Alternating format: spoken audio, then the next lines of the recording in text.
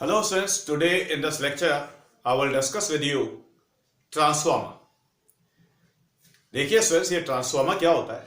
ये ट्रांसफार्मर एक डिवाइस होती है जो स्टूडेंट्स पावर को चेंज किए बिना ऑल्टरनेटिंग वोल्टेजेस को इंक्रीज और डिक्रीज करती है। तो अब जैसा कि पावर होता है वोल्टेज मल्टीप्लाइड विद करंट। अब देखिए बेटा, पावर होता है voltage multiplied with current. Okay, ये स्विच डिवाइस पावर को प्रोड्यूस नहीं करती। जैसे एसी जनरेटर में ईएमएफ इंड्यूस हुआ था, यहां पर किसी भी चीज का प्रोडक्शन नहीं होता, यहां पर सिर्फ और सिर्फ ट्रांसफॉर्मेशन होता है। जैसा कि नाम से पता लग रहा है ट्रांसफॉर्मर। तो स्विच ये जो पावर पी है ये कांस्टेंट होता है, ये हमेशा कांस्टेंट होता है। अब अगर ये कांस्टेंट है तो स्टूडेंट्स ये जो प्रोडक्ट है वोल्टेज मल्टीप्लाइड विद करंट ये हमेशा कांस्टेंट रहेगा। अब ये अगर कांस्टेंट रहेगा प्रोडक्ट, तो अगर कहीं वोल्टेज इंक्रीज होगा तो स्टूडेंट्स करंट इक्विवेलेंट अमाउंट से डिक्रीज होगा, और अगर वोल्टेज डिक्रीज होता है तो करंट कॉरस्पॉन्डिंगली इंक्रीज होता है, इक्विवेलेंट अमाउंट से इंक्रीज होता है। तो बेटा ये ट्रांसफार्मर क्या है? ये ट्रांसफार्मर एक ऐसी डिवाइस है जो ऑल्टरनेटिंग वोल्टेज को इंक्रीज करेगी bye decreasing the alternating current, या फिर ऑल्टरनेटिंग वोल्टेज को अगर ये डिक्रीज करती है, सॉरी मैं दोबारा बोल रहा हूं, ये एक डिवाइस है जो ऑल्टरनेटिंग वोल्टेज को इंक्रीज करेगी bye decreasing the alternating current, या फिर ऑल्टरनेटिंग वोल्टेज को डिक्रीज करेगी bye increasing the alternating current. मतलब ऑल्टरनेटिंग वोल्टेज अगर इंक्रीज होगा तो ऑल्टरनेटिंग करंट डिक्रीज होगा। क्लियर? और अगर कहीं ऑल्टरनेटिंग वोल्टेज डिक्रीज होगा तो ऑल्टरनेटिंग करंट इंक्रीज होगा। तो ये है डिवाइस, ये है इसकी डेफिनेशन। तो डेफिनेशन स्विच मैं आपको दे रहा हूं फिर से। डिवाइस है तो स्विच हमने जो चीजें करनी है मैं आपको बता रहा हूं। सबसे पहले हमने डेफिनेशन को लिखना है, करना है, अंडरस्टैंड करना है। उसके बाद बात करेंगे प्रिंसिपल की, उसके बाद बात करेंगे कंस्ट्रक्शन की, फिर बात करेंगे वर्किंग एंड थ्योरी की। तो सबसे पहले मैं आपको डेफिनेशन दे रहा हूं।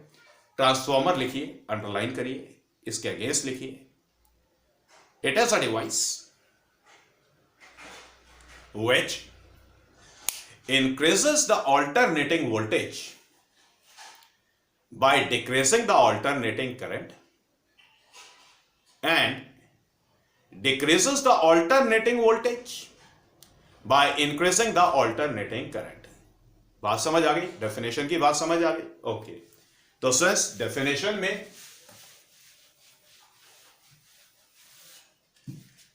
ट्रांसफॉर्मर में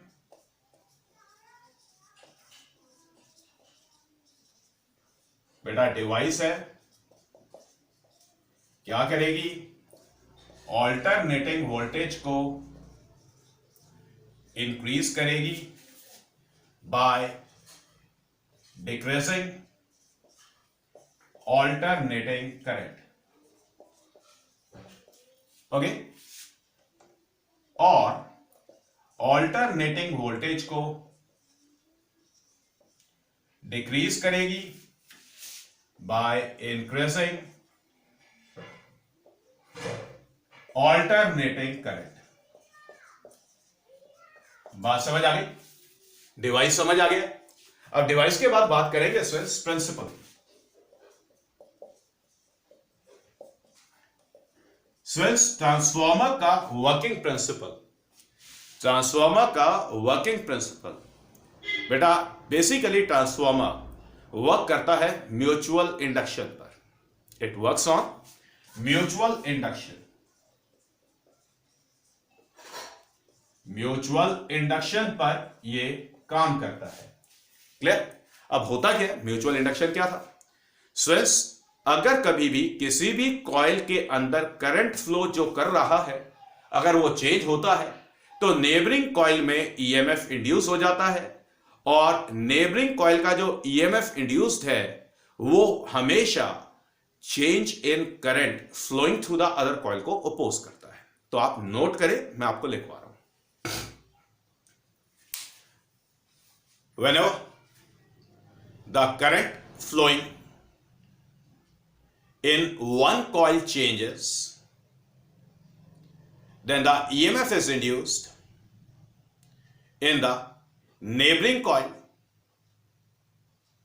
Then the EMF is induced in the neighboring coil, which opposes the change in current flowing through the given coil. Okay? बात करेंगे स्टूडेंट्स कंस्ट्रक्शन की.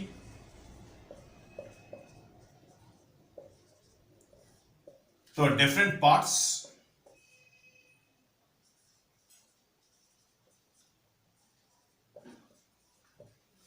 या फिर एक काम करते हैं, कंस्ट्रक्शन से पहले मैं आपको टाइप्स बताता हूं.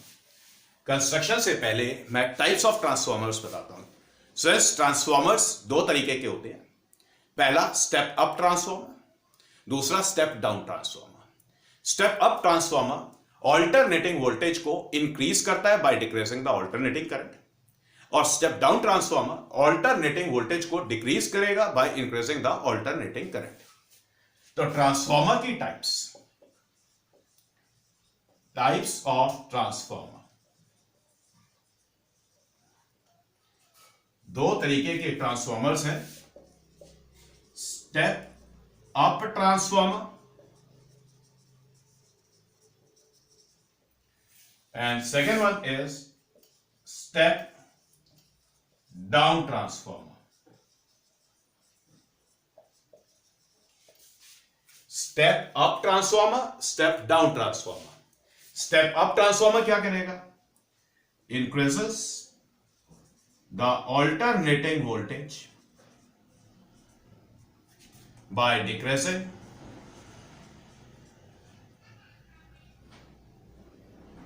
alternating current. Okay, increases alternating voltage by decreasing alternating current. अब ये स्टेप डाउन ट्रांसफॉर्मर क्या करेगा?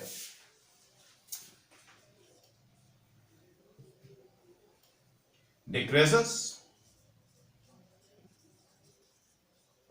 alternating voltage,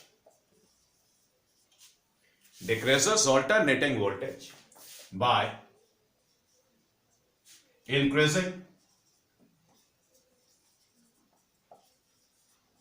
alternating current.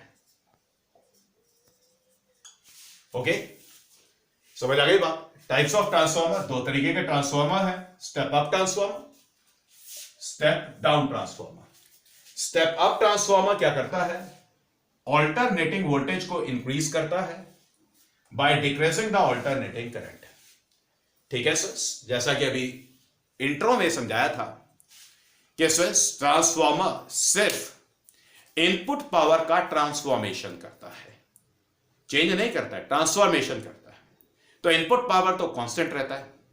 तो इनकेस अगर ऑल्टरनेटिंग वोल्टेज इंक्रीज होता है तो ऑल्टरनेटिंग करंट डिक्रीज होगा. अब step down transformer alternating voltage को डिक्रीज करता है bye increasing the alternating current. Clear? तो आप ऐसा करें, टाइप्स ऑफ ट्रांसफॉर्मर लिख करके आप अंडरलाइन करें. टाइप्स ऑफ ट्रांसफॉर्मर लिख करके आप अंडरलाइन करें. नेक्स्ट लाइन में लिखें स्टेप अप ट्रांसफॉर्मर, इसको भी अंडरलाइन करें.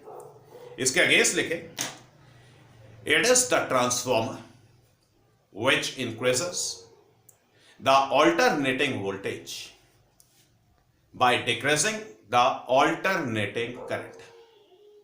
Full stop. नेक्स्ट लाइन में लिखें स्टेप डाउन ट्रांसफॉर्मर, अंडरलाइन करें. इसके अगेंस्ट लिखें it is the transformer which decreases the alternating voltage bye increasing the alternating current. Full stop. ठीक है सर, तो यहां पर ये सब ब्रीफिंग है. साइड पे अगर लिखना है तो लिख ले, नहीं लिखना है तो एक बार देख ले.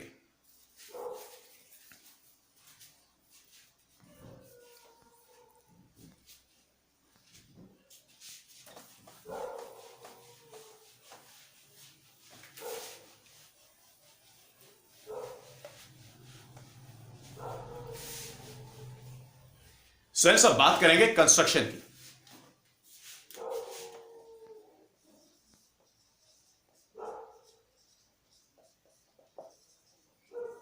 तो बात कर रहे हैं कंस्ट्रक्शन की। कंस्ट्रक्शन में मैं आपको बताता हूं डिफरेंट पार्ट्स हैं।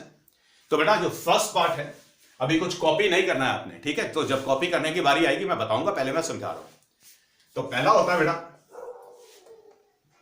Thick soft iron core, soft iron core. Second होता है प्राइमरी कॉइल, प्राइमरी कॉइल, नाम रखेंगे P1 P2, primary coil P1 P2। Third secondary coil, secondary coil, नाम रखेंगे S1 S2। तो अब ध्यान से देखिए स्टूडेंट्स, ये थिक सॉफ्ट आयरन कोर कैसे ऑब्टेन होता है। आप लोगों ने अपना रजिस्टर देखा है, रजिस्टर के अंदर students pages well defined manner में एक दूसरे के ऊपर स्टैक्ड होते हैं, रखे होते हैं, और उसके बाद में उसकी बाइंडिंग होती है। तो बिल्कुल ठीक इसी तरीके से students thick soft iron core obtain होता है। अब thick soft iron core obtain करने के लिए स्टूडेंट्स थिन आयरन शीट्स होती हैं, या यूं कह देते हैं कि थिन शीट्स होती हैं जो कि सॉफ्ट आयरन की बनी होती है। तो students thin rectangular sheets made of soft iron, now they are dipped in the varnish. Varnish basically students एक लिक्विड होता है जो इंसुलेटिंग नेचर का होता है। तो थिन आयरन शीट्स को वार्निश के अंदर डिप करने के बाद निकाल कर फिर सुखा दिया जाता है, जिससे कि हर शीट के ऊपर एक कोटिंग हो जाए, मतलब हर शीट का एक लेमिनेशन हो जाए। बात समझ आ गई? अब ये जो लेमिनेटेड थिन आयरन शीट्स हैं, इनको एक दूसरे के ऊपर रखा जाता है और फिट कर दिया जाता है। फिट करने से पहले जब रखते हैं, रखने से पहले क्या होता है, ध्यान से देखिए। लेट अस सपोज सिस्टर्स, ये आयरन शीट है which is made up of soft iron, which is dipped in the varnish, taken out and then dried out, so that every sheet gets laminated, well laminated. Okay, laminated sheets में सिर्फ पंच किया जाता है। पंच करके बेटा ये वाला जो पीस है इसको बाहर निकाल लिया जाता है, इस पीस को बाहर निकाल लिया जाता है। पंच मारते हैं, पंच मारने के बाद इस पीस को बाहर निकाल लेते हैं। तो सर जब इस पीस को बाहर निकालेंगे तो ये शीट कैसी दिखाई देगी? ये शीट आपको ऐसी दिखाई देगी।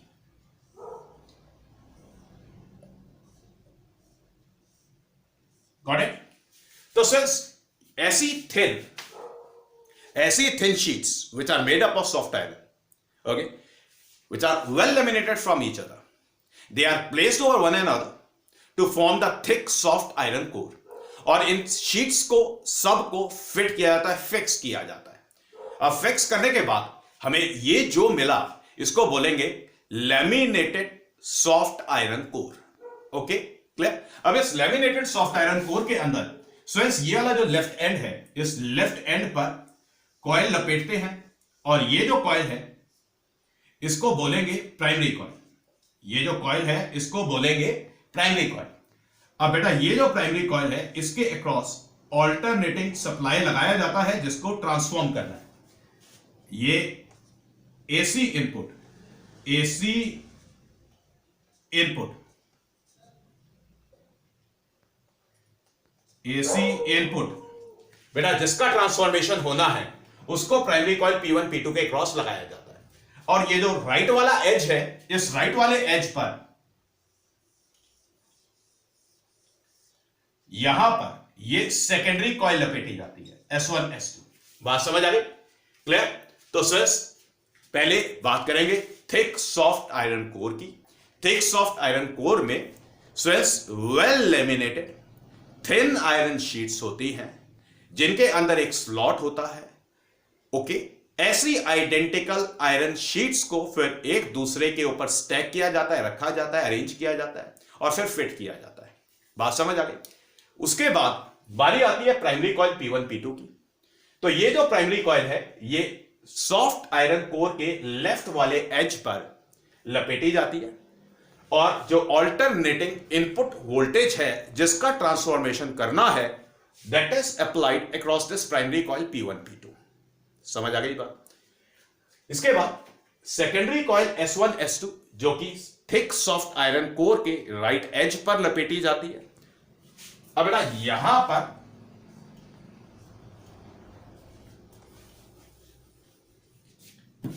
लोड रेजिस्टेंस आर एल के क्रॉस ट्रांसफॉर्म्ड आउटपुट मिलता है। Transformed alternating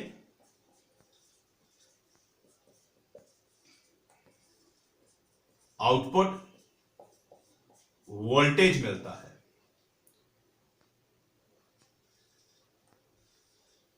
got it students? समझ आ गई बात? तो स्टूडेंट्स कंस्ट्रक्शन में ट्रांसफॉर्मर में 3 इंपॉर्टेंट पार्ट्स हैं। ट्रांसफॉर्मर की कंस्ट्रक्शन में 3 इंपॉर्टेंट पार्ट्स हैं। ओके, तो कंस्ट्रक्शन लिखिए, आप अंडरलाइन करिए, इसके अगेंस्ट मैं डिक्टेट कर रहा हूं, आप नोट कर लेना।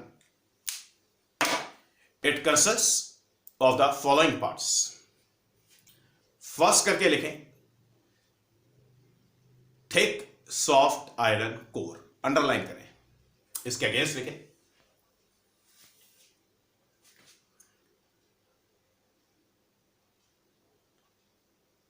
Thin iron sheets, thin identical iron sheets having the slot in them and well laminated from each other are fitted together to form the thick soft iron core.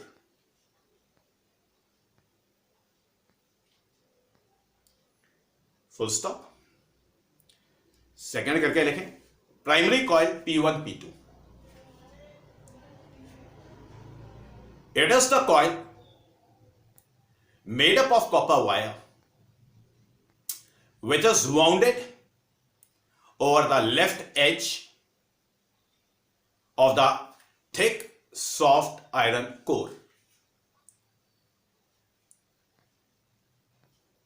It is the coil का नाम लिख लें, it is the coil P1 P2 made up of copper wire and is wounded over the left edge of the thick soft iron core. Full stop. The alternating input voltage which is to be transformed is applied across the primary coil P1 P2. Full stop. Next line में लिखें secondary coil, underline करें it is the coil S1 S2 made up of copper wire which is wounded over the right edge of the thick soft iron core and the transformed or the output alternating voltage is obtained across the load resistance RL connected across the secondary coil. Full stop. अब students आप ये वाला figure copy करें, इस information को copy कर लें। मैं आपको कॉपी करने का टाइम दे रहा हूं।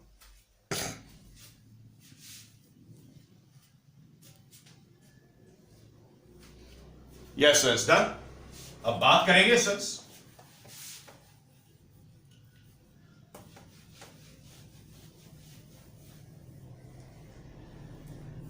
बात करेंगे वर्किंग एंड थ्योरी की।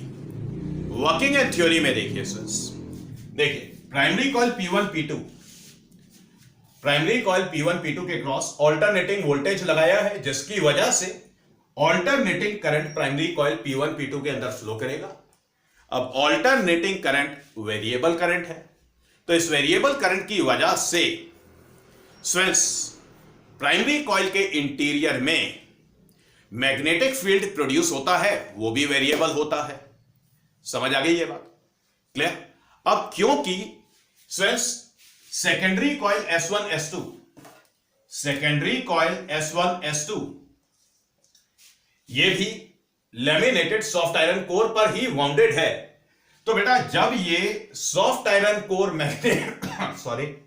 जब ये सॉफ्ट आयरन कोर मैग्नेटाइज होगा तो जैसा मैग्नेटिक फील्ड प्राइमरी के अंदर एग्जिस्ट करेगा, स्टूडेंट्स वैसा ही मैग्नेटिक फील्ड सेकेंडरी कॉइल के अंदर भी एग्जिस्ट करेगा। अब बेटा ऑल्टरनेटिंग करंट की वजह से प्राइमरी के अंदर time varying magnetic field exist कर रहा था, जो कि सॉफ्ट आयरन कोर को मैग्नेटाइज कर रहा था। अब स्ट्रेस क्योंकि सॉफ्ट आयरन कोर मैग्नेटाइज हो चुका है, अब secondary coil soft iron core के लेफ्ट वाले एज पर वाउंडेड है, तो स्ट्रेस लेफ्ट वाला एज के इंटीरियर में मैग्नेटिक फील्ड एग्जिस्ट करेगा जो कि वेरिएबल होगा।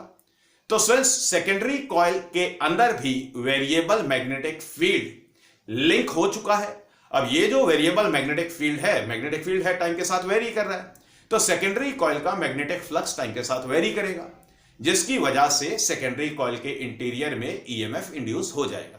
समझ आ गई बात? ठीक है, तो बेटा वर्किंग एंड थ्योरी लिखें, अंडरलाइन करें, मैं डिक्टेट कर रहा हूं, आप नोट करें।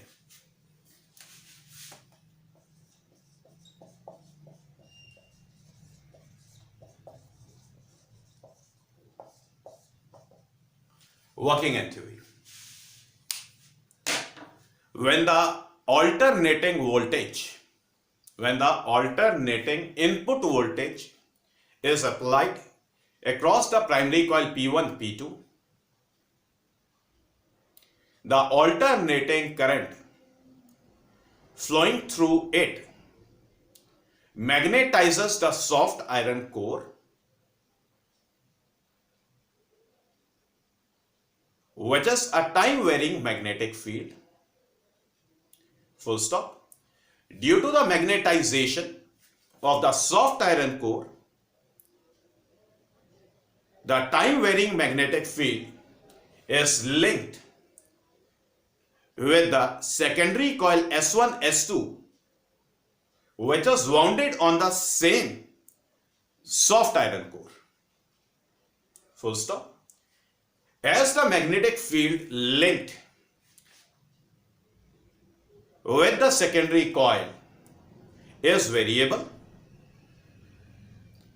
the magnetic flux linked with the secondary coil changes with time, and the EMF is induced in it. And this EMF induced in the secondary coil is the transformed output, which is obtained through the load resistance RL connected with the secondary coil S1 S2, full stop. अब next line में लिखिए switch, अब पहले मैं समझा रहा हूं। अब देखिए स्विच, मान लेते हैं ट्रांसफॉर्मर में एक, ये हमारा जो ट्रांसफॉर्मर है ये आइडियल ट्रांसफॉर्मर है, तो इस आइडियल ट्रांसफॉर्मर में स्विच मैग्नेटाइजेशन का मान लेते हैं कि कोई लॉस नहीं हो रहा है। क्लियर? वैसे एनर्जी के बड़े सारे लॉसेस हैं और इन लॉसेस को आपने खुद प्रिपेयर करना है, इंपॉर्टेंट है, 2 mark 1 mark point of view से आ सकते हैं। तो स्विच इन लॉसेस की वजह से क्या होता है कि किसी भी ट्रांसफॉर्मर का एफिशिएंसी मैक्सिमम नहीं होता। मतलब कहने का यह हो गया कि स्विच जितना पावर, जो इनपुट पावर है और आउटपुट पावर है, आउटपुट पावर हमेशा इनपुट पावर से कम होता है। प्रैक्टिकली बात कर रहे हैं जितने भी ट्रांसफॉर्मर्स होते हैं। तो अभी हम थ्योरी की बात कर रहे हैं, तो थ्योरी में मान लेते हैं कि हम एक आइडियल ट्रांसफॉर्मर की बात कर रहे हैं। तो स्विच आइडियल ट्रांसफॉर्मर में क्या होता है कि जो मैग्नेटिक फ्लक्स, जितना मैग्नेटिक फ्लक्स प्राइमरी के अंदर प्रोड्यूस हुआ वो सारे का सारा सेकेंडरी के साथ में लिंकअप हो जाता है, जिसकी वजह से switch EMF per unit turn primary और सेकेंडरी कॉइल दोनों में सेम होता है। बात समझ आ गई? तो अब इस बात को आप लिखें। In the transformer the magnetic flux produced in the primary coil is completely linked with the secondary coil, due to which the EMF per unit turn of the secondary coil is equal to the EMF per unit turn of the primary coil.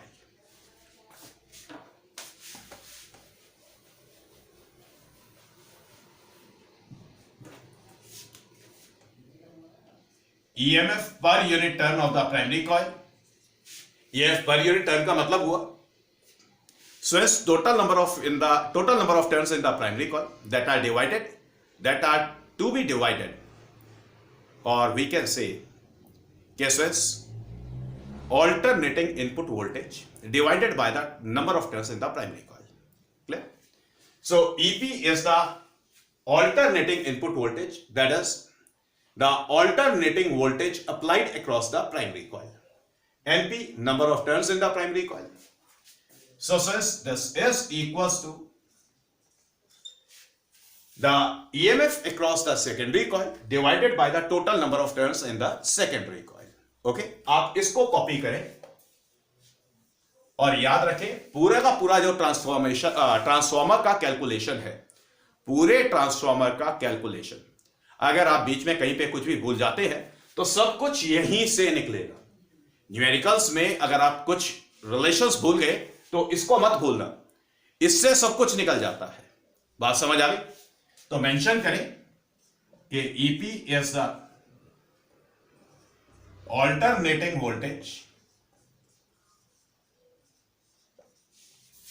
across the primary coil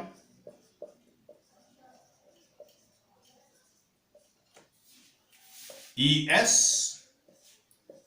alternating voltage across the secondary coil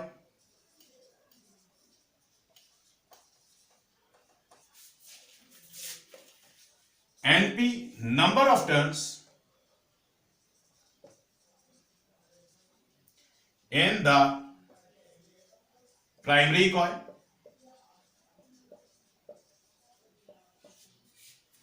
NS, number of turns in the secondary coil. Got it, sirs? तो बेटा EMF per unit turn primary और secondary coil दोनों का same होता है। आप इसको copy करें।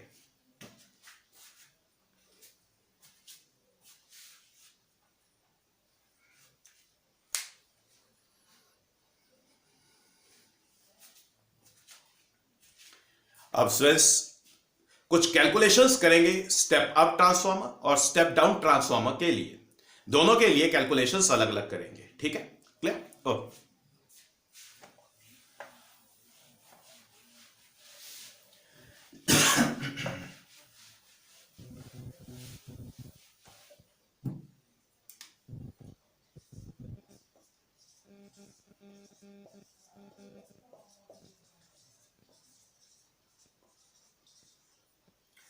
Step up transformer, switch transformer step up है या स्टेप डाउन है, EMF per unit turn primary और सेकेंडरी दोनों में सेम है। तो switch EP by NP is equals to ES by NS. Okay, so we can say that this ES by EP is written as NS by NP. अब बेटा ये जो ratio है NS by NP, ये जो NS by NP होता है, इसको बोलते हैं ट्रांसफॉर्मेशन रेशियो। इसको बोलते हैं ट्रांसफॉर्मेशन रेशियो।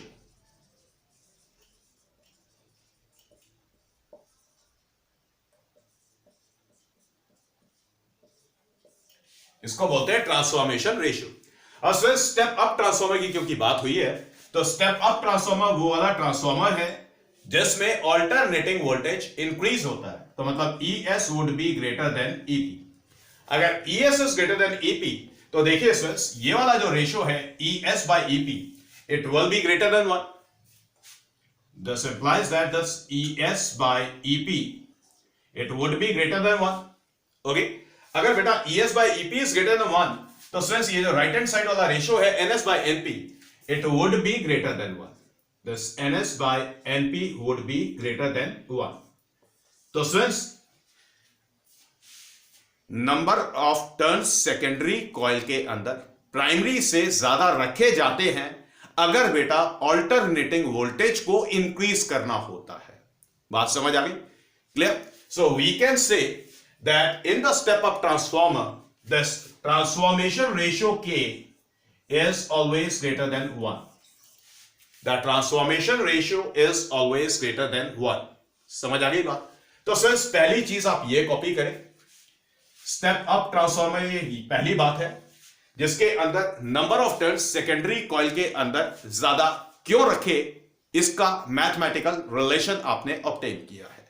बात समझ आ गई? कॉपी करें.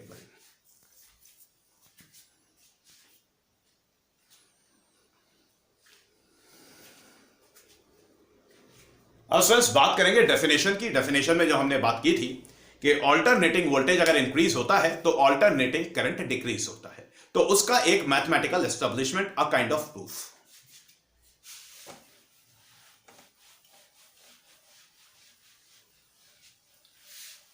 तो फ्रेंड्स दूसरे नंबर पे बात करेंगे. ट्रांसफॉर्मर पावर जनरेट नहीं करता, पावर को चेंज नहीं करता, तो इनपुट पावर और आउटपुट पावर दोनों 100% इक्वल रखी जाती है. ठीक है? तो इनपुट पावर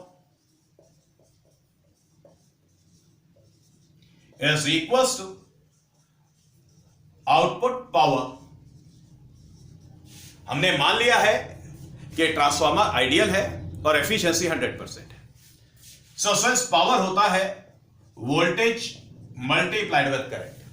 तो फ्रेंड्स इनपुट मतलब प्राइमरी के लिए तो input power it will be alternating voltage across the primary coil multiplied with the current flowing through the primary coil.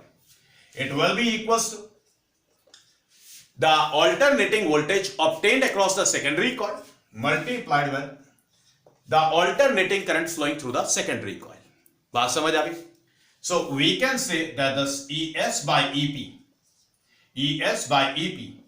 is written as say IP divided by IS. IP divided by IS.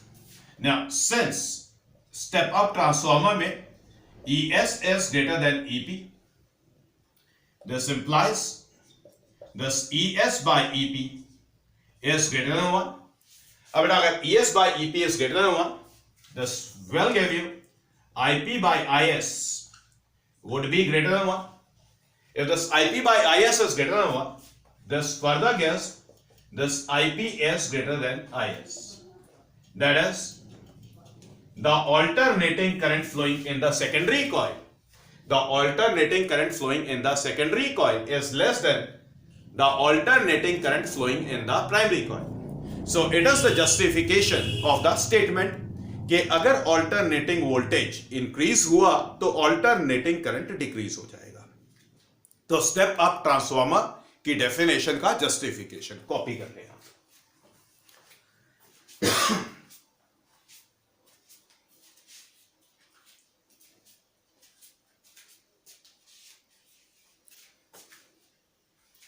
अब students important one marker exist करता है कि primary coil के लिए जो copper wire use हुआ, secondary coil के लिए जो कॉपर वायर यूज हुआ, दोनों कॉइल्स से प्राइमरी कॉइल और सेकेंडरी कॉइल में जो कॉपर वायर यूज हुआ है बेटा, उस कॉपर वायर का थिकनेस सेम है या डिफरेंट है? ये एक इंपॉर्टेंट वन मार्कर क्वेश्चन है. तो पहले मैं यहां पर मैथमेटिकल जस्टिफिकेशन दे रहा हूं, फिर उसके बाद बात करेंगे.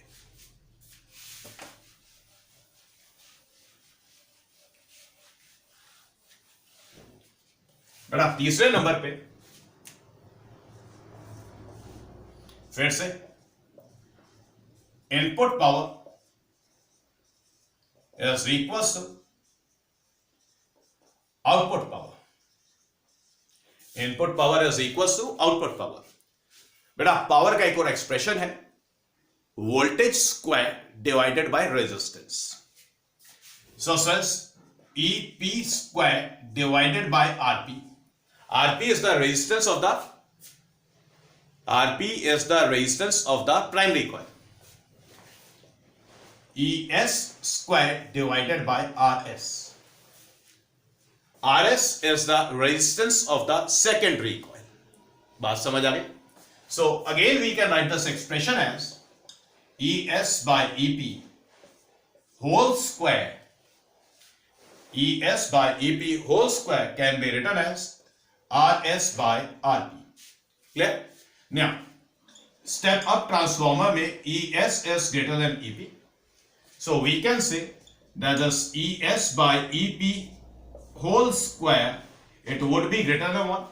If this is greater than 1, this implies that this RS by RP would be greater than 1. This implies that this RS would be greater than RP.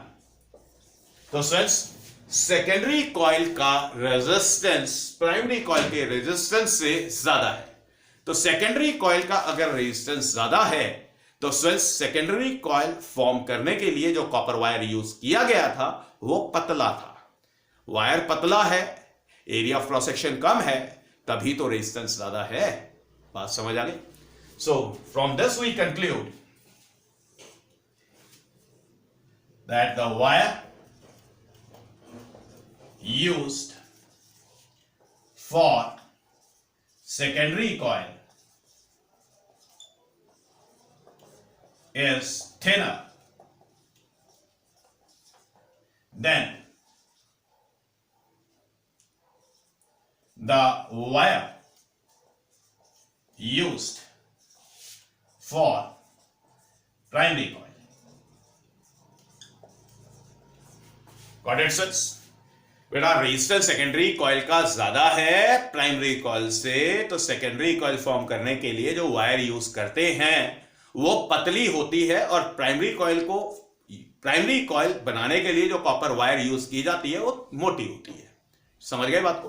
तो ये एक इंपॉर्टेंट वन मार्कर है. तो यहां पर ये याद रखना कि सेकेंडरी कॉइल को फॉर्म करने के लिए जो कॉपर वायर है वो थिन है, प्राइमरी की थिक है. Got it? तो ये तीन बातें हो गई स्टेप अप ट्रांसफॉर्मर की. यही तीन बातें करनी है स्टेप डाउन ट्रांसफॉर्मर की. क्लियर? आप एक बारी कॉपी कर लें.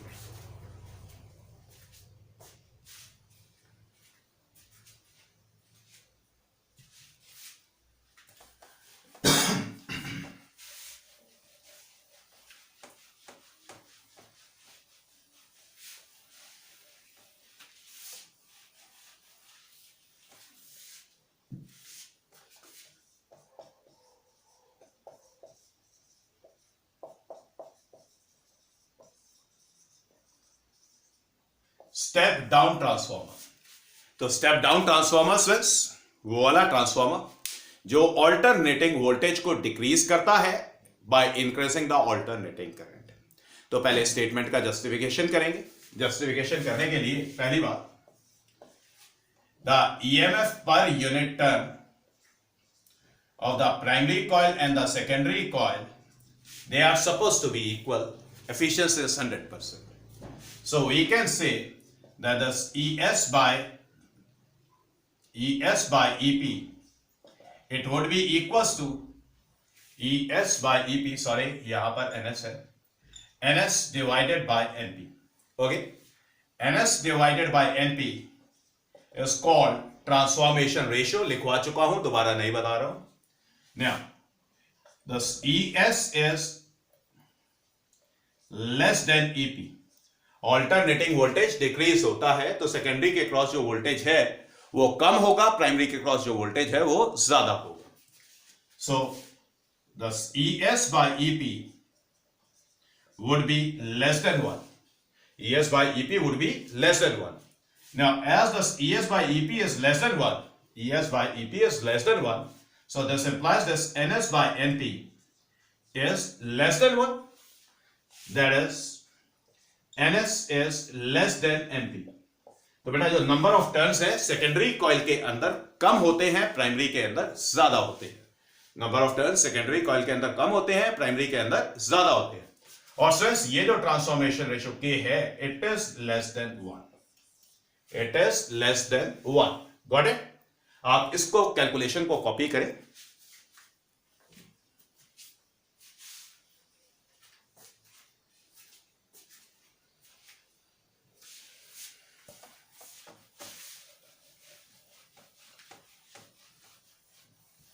फिर इसके बाद स्टूडेंट्स स्टेटमेंट का justification. Input power is equals to output power, that is power को लिख रहे हैं voltage into current, that is EP multiplied with IP. EP alternating voltage, alternating input voltage applied across the primary coil, and IP is the current flowing through the primary coil. It will be equals to ES multiplied with IS, the transformed alternating output voltage across the secondary coil and the current flowing through the secondary coil.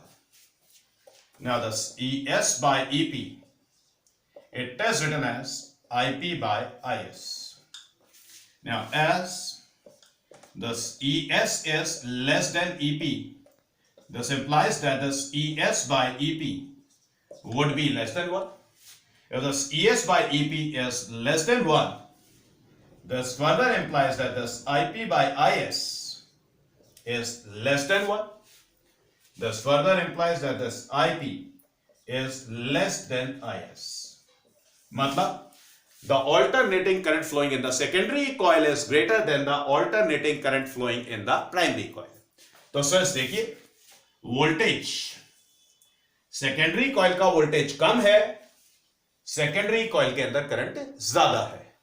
Primary coil का voltage ज्यादा है, primary coil के अंदर alternating current जो flow कर रहा है वो कम है. बात समझ आ गई? कॉपी कर ले.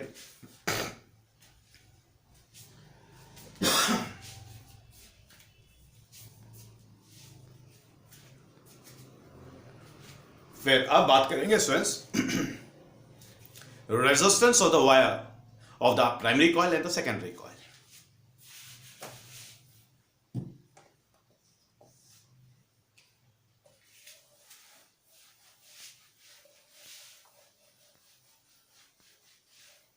Again, the input power, it will be equals to output power, and power is voltage square divided by resistance. That is EP square divided by RP. It is equals to ES square divided by RS. Now we can say that this ES divided by EP whole square is written as RS divided by RP. Got it? बेटा step down transformer की बात हो रही है. ES would be less than EP. ES is less than EP. This implies that this ES by EP is less than 1. If this is less than 1, this implies this, say the square लिख लेते हैं. Square ES by EP का whole square is less than 1. This gives you this RS divided by RP is less than 1. This further gives this RS is less than RP. तो बेटा अब की बारी resistance primary का ज्यादा है और सेकेंडरी का कम है. रेजिस्टेंस प्राइमरी का ज्यादा है और सेकेंडरी का कम है. तो सेकेंडरी कॉइल फॉर्म करने के लिए जो कॉपर वायर यूज की गई थी उसका एरिया ऑफ क्रॉस सेक्शन ज्यादा है. उसका एरिया ऑफ क्रॉस सेक्शन ज्यादा है, मतलब वायर मोटी है. So the wire used in the secondary coil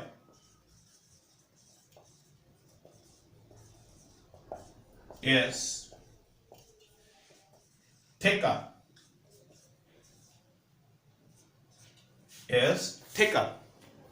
than the wire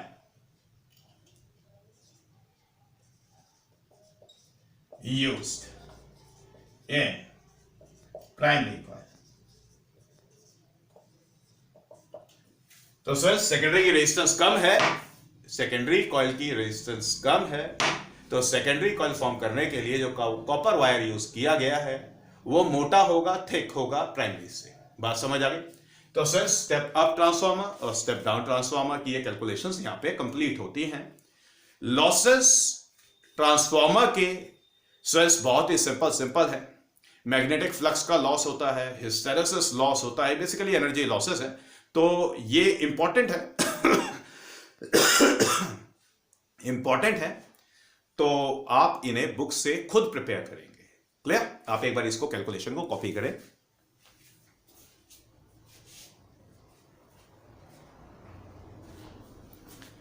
अब फ्रेंड्स न्यूमेरिकल्स में क्या होता है, न्यूमेरिकल्स में efficiency of the transformer given होती है कि ट्रांसफार्मर का एफिशिएंसी 80% है। एफिशिएंसी बेसिकली क्या होता है, एफिशिएंसी किसी भी डिवाइस का, हम तो ट्रांसफार्मर की बात कर रहे हैं, efficiency of the transformer is basically the output power divided by the input power, और you can say output energy divided by the input energy. तो एफिशिएंसी का डेफिनेशन, और बेटा न्यूमेरिकल्स बड़े इंपॉर्टेंट है, बिल्कुल स्ट्रेट फॉरवर्ड है, सीधे सीधे फॉर्मूलाज लगेंगे। ये देखना कि प्राइमरी कॉइल में वोल्टेज कितना है, करंट कितना है, सेकेंडरी कॉइल में करंट कितना है, तो वोल्टेज सेकेंडरी का पूछेगा। इस तरीके के बिल्कुल स्ट्रेट फॉरवर्ड होंगे, और एफिशिएंसी का ध्यान रखना है।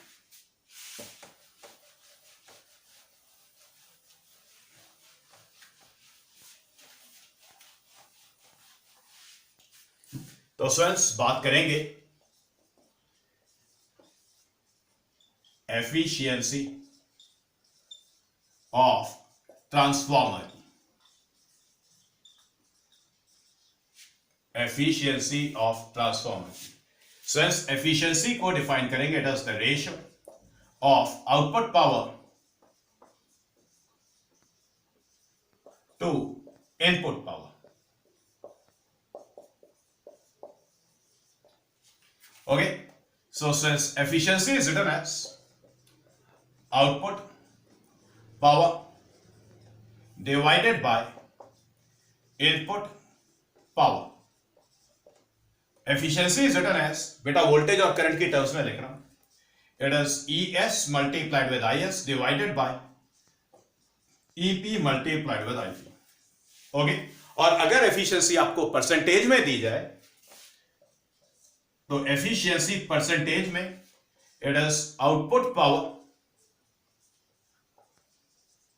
Divided by input power multiplied with 100%। Got it since? तो बेटा एफिशिएंसी के लिए आपने ये यूज करना है, और याद रखें न्यूमेरिकल्स बेटा एसी जनरेटर ट्रांसफार्मर दोनों ही कर लेना। अगर कोई डाउट है तो फोटो खींच के व्हाट्सएप कर देना, मैं सॉल्व कर दूंगा। ओके, स्ट्रेट फॉरवर्ड है, फॉर्मूला ओरिएंटेड है, बहुत सिंपल है, ट्राई करें। ओके, और आप ऐसा करें, इसको तो कॉपी करें। और सिंस यहां पर हमारा EMI/AC कंप्लीट हो रहा है, नेक्स्ट लेक्चर में पहले हम इलेक्ट्रोमैग्नेटिक वेव्स करेंगे, फिर उसके बाद हम ऑप्टिक्स करेंगे। क्लियर? ओके।